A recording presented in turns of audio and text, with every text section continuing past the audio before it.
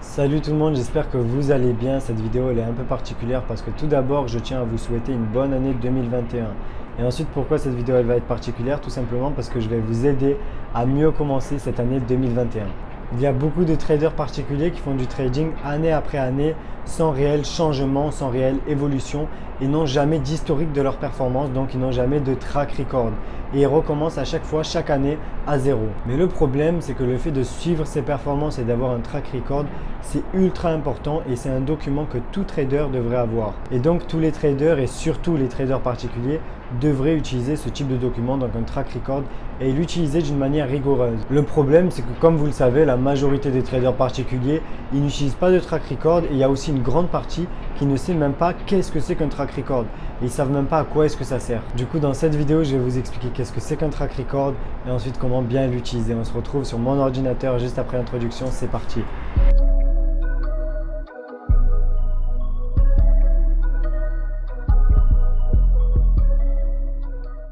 Voilà, donc comme d'habitude, on se retrouve sur mon ordinateur, sur l'application de dessin. Et pour illustrer mes propos, je vais faire des petits schémas ici. Donc tout d'abord, qu'est-ce que c'est que le track record? Le track record, c'est un document dans lequel en fait on va suivre nos performances en trading et c'est un document très important parce que c'est un peu comme la comptabilité du trading. Vous savez que dans un business, c'est obligatoire d'avoir une comptabilité. Et bien en trading aussi, on est obligé d'avoir un track record. Sinon, on ne sait pas où on en est, on ne sait pas comment est-ce qu'on évolue et on n'a aucune courbe pour illustrer nos performances. Donc comment est-ce qu'on va faire pour suivre nos performances avec le track record? Ça va être tout simple. On va juste reporter toutes nos opérations et on va reporter aussi le résultat de ces opérations et ensuite on va lier ça à notre capital et on va voir comment notre capital va évoluer. Ensuite, pourquoi est-ce que c'est important d'avoir un track record et de suivre nos performances? Ça va aussi nous permettre d'améliorer certaines variables. Donc il y a des variables qu'on va pouvoir améliorer parce qu'on va se rendre compte que si par exemple on actualise le risque sur notre capital toutes les semaines, ça va mieux marcher que si on l'actualise après chaque trade ou que si on l'actualise tous les mois. Et grâce à ces petits détails, on va pouvoir un peu peaufiner notre stratégie.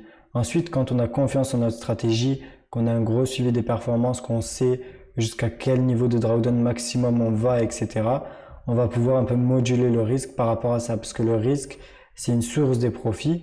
Et donc, si jamais on voit qu'en fait on risque trop peu, on va pouvoir un petit peu augmenter le risque pour augmenter nos profits sans forcément trop augmenter et sans que les drawdowns soient trop difficiles à supporter. Donc, qu'est-ce que c'est que le track record? C'est un document dans lequel on va retranscrire toutes nos opérations. Donc, en fait, c'est la comptabilité du trading et c'est très important, c'est même obligatoire. Et ensuite, ça va être un document qui va nous permettre d'améliorer certaines variables et de voir comment est-ce que notre capital il évolue grâce à une courbe du capital ou grâce à un graphique dans lequel on va pouvoir voir toutes nos opérations, donc les gains et aussi les pertes. Donc maintenant qu'on a vu qu'est-ce que c'est que le track record, maintenant on va voir comment bien l'utiliser. Donc tout d'abord, il faut le faire sur un document dans lequel on peut mettre beaucoup de données, donc comme un fichier Google Sheet. J'ai marqué GS pour Google Sheet ou Excel. Bon, pour Excel, je vais marquer EX. Dans ce document, en fait, on va avoir des tableaux, donc un quadrillage dans lequel on va pouvoir rentrer des données. Et dans ce type de tableau, on peut par exemple mettre tout d'abord la paire qu'on trade. Donc ici, je vais mettre paire. On peut marquer si on est long ou si on est short, donc L ou S. Et ensuite, on va remplir ça petit à petit. Donc là, imaginons qu'on ait fait un trade sur l'euro-dollar. Donc on va marquer EUR, USD. Et si on va mettre short, donc S, on peut mettre la date, l'heure, le prix d'entrée, le prix de sortie.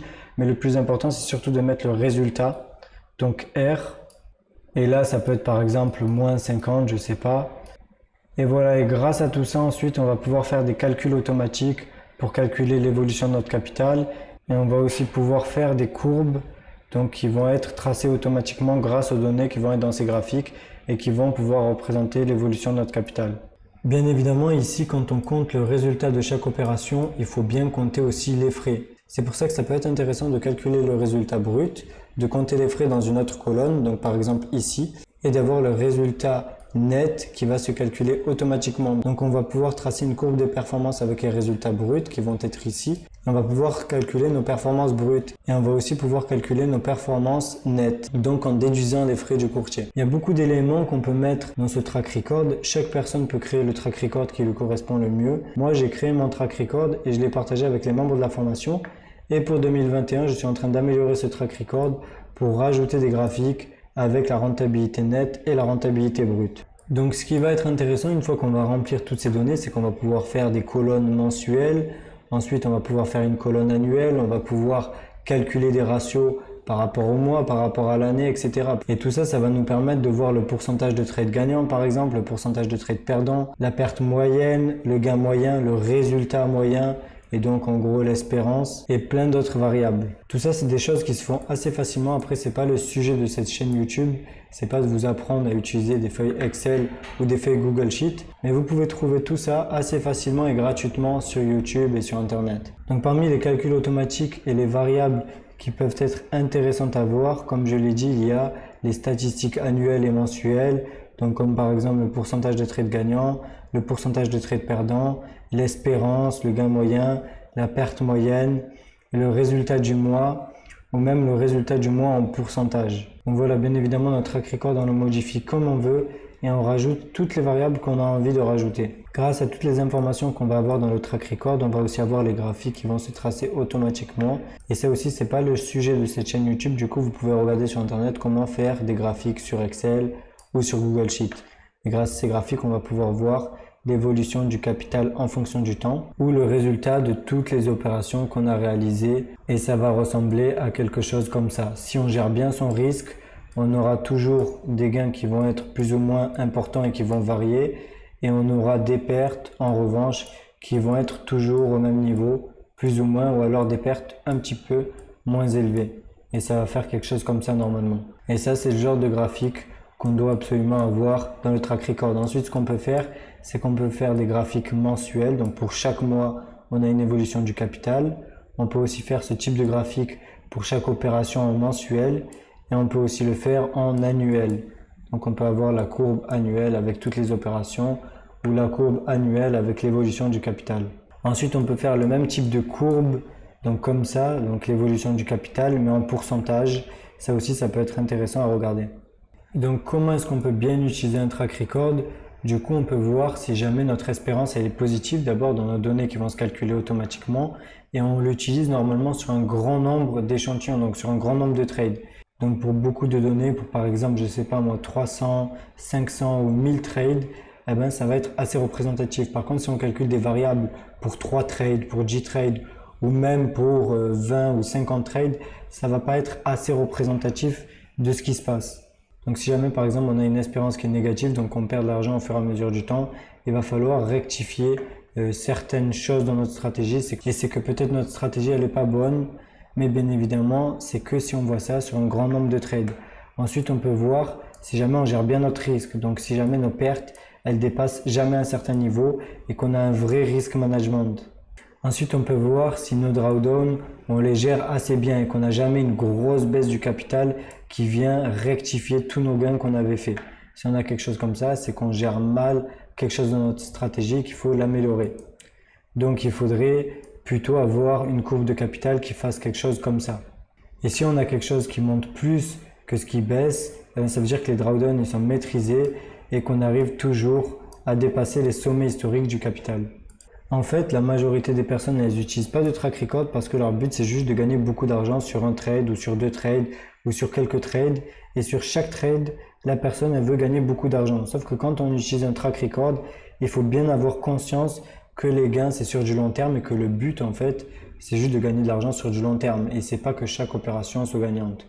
Donc ça nous permet vraiment de suivre les performances et de voir si ce qu'on fait c'est assez stable, et c'est ça vraiment l'objectif. Donc il faut avoir une stabilité des résultats. Donc si jamais quand on regarde la courbe de notre capital on a quelque chose qui fait comme ça, eh ben ça veut dire qu'il y a quelque chose qui va pas du tout. Si en revanche on a une évolution qui est assez stable, qui se fait avec des petits drawdowns mais qui sont toujours maîtrisés, voilà, comme quelque chose comme ça, eh ben c'est assez intéressant et ça veut dire qu'on a une stratégie qui est stable. Et donc ça veut aussi dire qu'on fait bien les choses.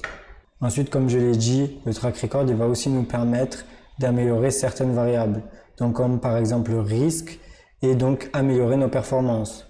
Mais on peut aussi modifier d'autres variables comme la date à laquelle on va calibrer notre risque, donc par exemple toutes les semaines ou tous les mois. Et on va voir c'est quoi qui nous donne le plus de rendement. Donc moi pour ma part par exemple je calibre le risque toutes les semaines, donc tous les débuts de semaine. Et en fait, si jamais on n'a pas un bon track record, ça fait qu'on va pas pouvoir aussi avoir un bon risk management parce qu'on va pas savoir où on en est par rapport au capital, à combien de niveaux de drawdown, de série de paires du coup on en est et à quel niveau est-ce qu'il faut qu'on baisse notre risque ou qu'on l'augmente, etc. Donc c'est pour ça que c'est vraiment indispensable et qu'on peut pas se permettre de trader son track record et sans une comptabilité trading.